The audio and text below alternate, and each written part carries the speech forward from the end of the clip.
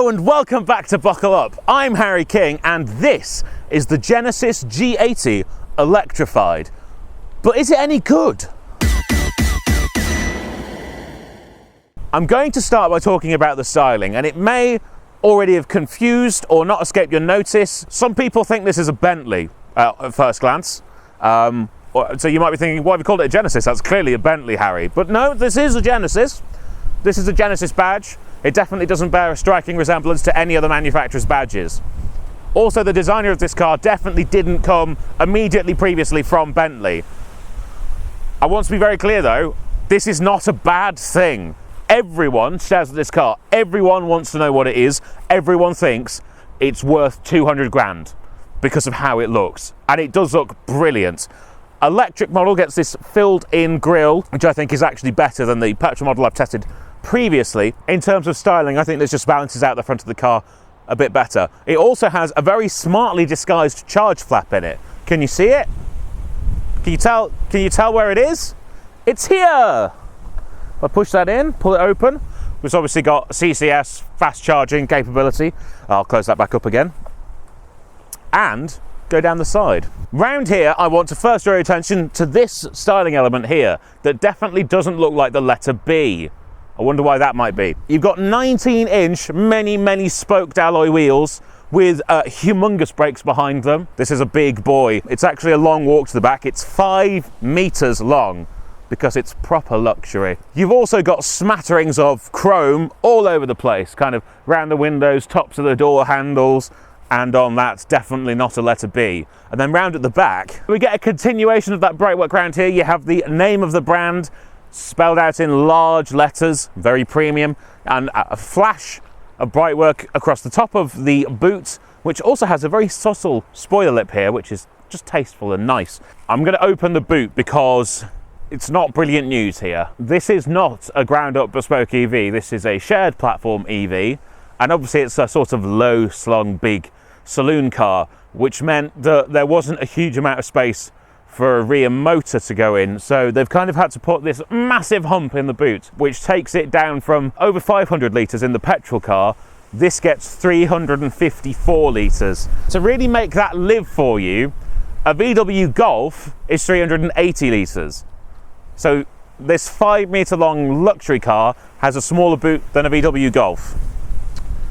You do still get a few handy features in here. So you've got droppable nets at the side if you want to separate things out or put a set of golf bats in. They will fit. There is a false boot floor under which lives your charging cables. But of course, if you don't want to travel around with your charging cables, you do have more storage down there that you could use. Past that big hump in the boot, there is through loading. There is a droppable panel in the center. So if you have fishing poles or skis, you could put them in this car. Although going all the way to Europe with 4 people in their skis with this size boot would be a push in my estimation. Obviously, everything is electronic, so I'll close that up and we'll take a pew. Let's take a pew.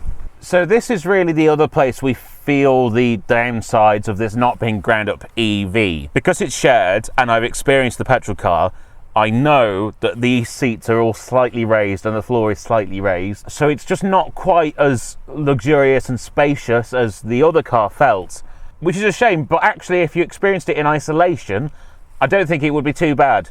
I will say that legroom behind me is not the best. My knees are against the back of the seat and the back of the seat is quite hard, so that's not ideal.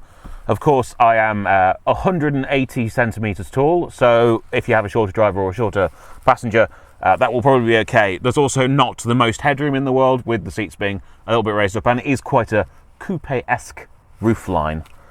I want to, though, talk about all the toys. So, obviously, you've got screens here. I have this drop-down armrest that I've already got lowered. There is a middle seat under here if you want 3 people in the back, although that seat is narrow and raised, so I would probably think of this as more of a 4-seater with a kind of +1. But you've got some USBs, headphone outputs here if you want to watch a movie, wireless charger as well. This is the controller, and you can just switch who's controlling their screen with these buttons. Volume, heated seats in the back as well, and there is a sun blind, which is nice, although obviously the sun is somewhere over there at the moment, so it's not really making the most difference to me.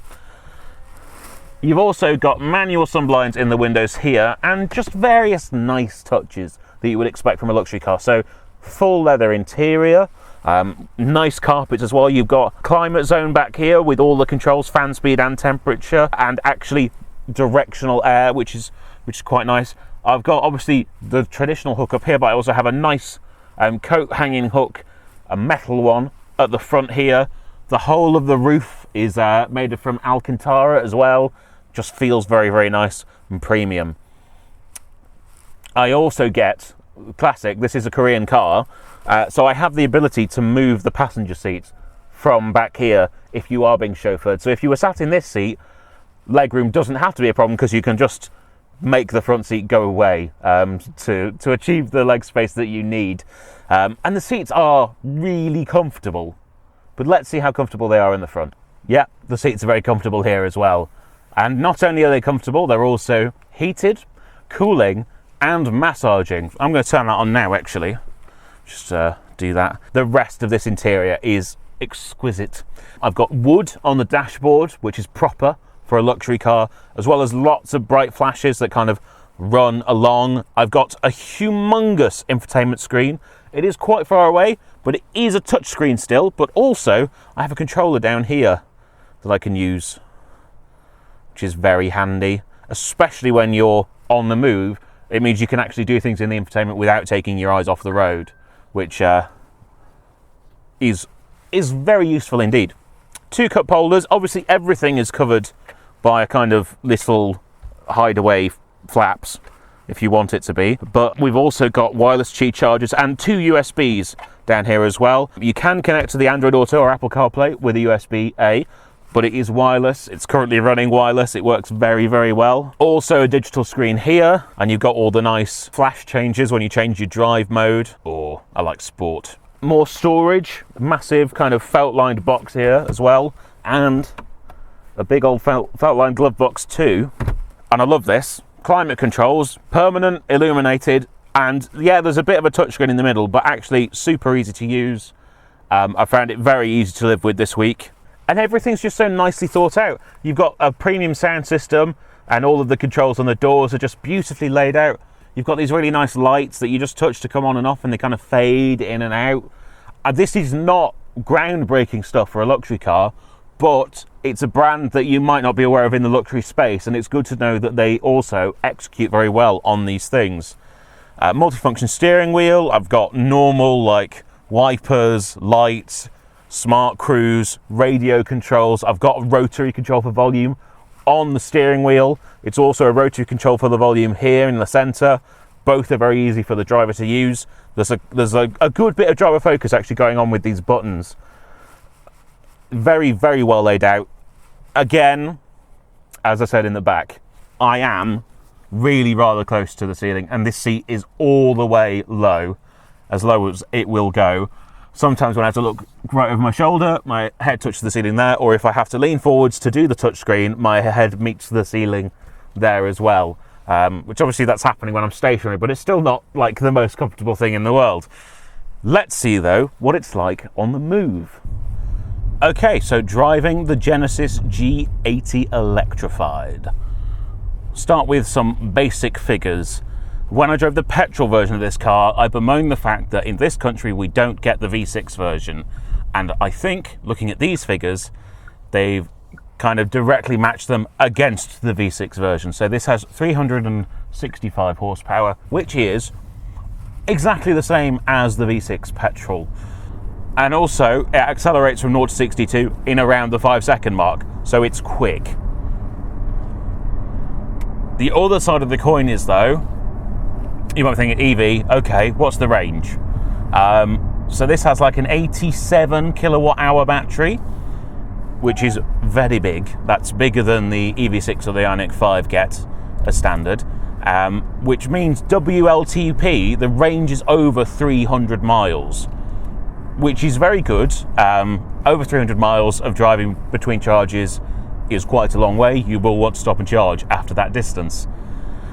When I've filled it up completely this week, it's showing around 280 miles of range. That is, today's the warmest day actually this week so far. It's 16 degrees.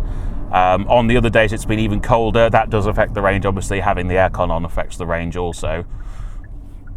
But that's still really good. That's a really, really long distance for an EV to be able to go kind of securely on a charge. And that range indicator has been very accurate. It live updates if you change the driving mode, for example. So in comfort I'm getting 79 miles, in sport I'm getting 76 miles, and in eco I'm getting 81 miles. But if I say turn on the AC, that'll drop by a mile. You know, everything is calculated and it's all worked out very well. And also, this is a really good battery architecture. Obviously, for those who don't know, Genesis is the luxury brand of Hyundai. Their battery tech is excellent. The charge is really fast. You kind of 10 to 80% in around the half-hour mark on such a huge battery. That's very impressive. It's a breeze to drive long distance. It's also a breeze to drive long distance because, as I've said, I've got my massaging seat. If I put that on now for my whole body, the seat's comfortable. The seating position, now you are raised, and I can feel that I'm raised from the petrol car.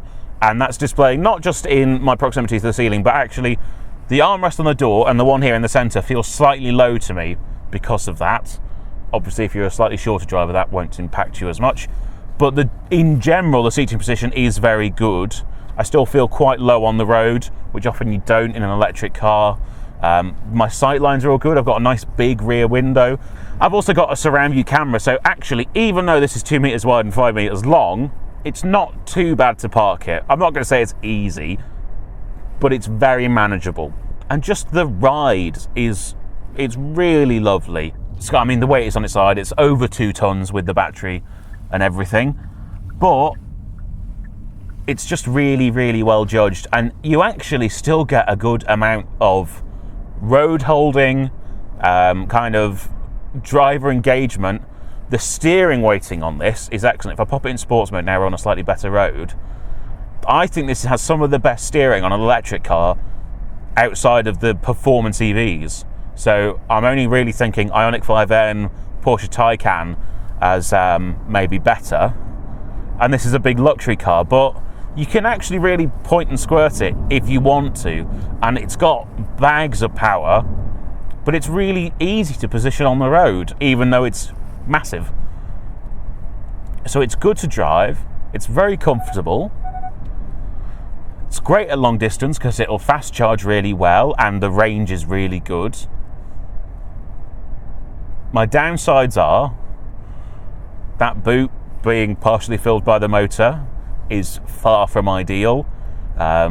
Really, the boot on the petrol car was already maybe not quite as big as you'd be expecting in this segment, and then this one's cut down even more.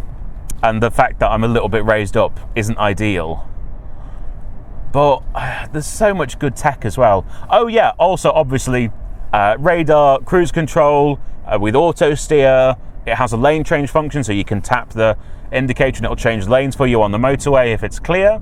I've got a heads-up display. I've got the cameras that pop up while I'm indicating, as well as the surround view cameras, you know, to help me, you know, not miss a cyclist in my blind spot, for example. On top of all the other toys. Android Auto works completely flawlessly. If you want to use the system, the sat-nav, Hyundai sat-nav is a little slow on the search, but the rest of the interface is very slick and the graphics are nice and clear and sharp. For some reason, this has an integrated function where it shows you sports results all the time. I'm not sure why it does that. I think it might be something they thought would help it sell in the American market, but it's kind of a cool feature, isn't it? There's loads and loads and loads of really cool things in here. I wanted to get that in before I said the final downside of this, which is this is a premium car and it's priced as such.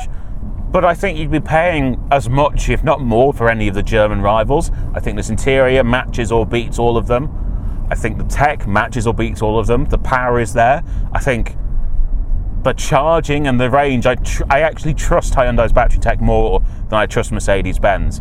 Mercedes Benz do offer insane ranges, but then the actual real world of that reportedly is not as close as it is on this. So I think, though, we should go back and do a conclusion. So, the G80 Electrified, what am I thinking?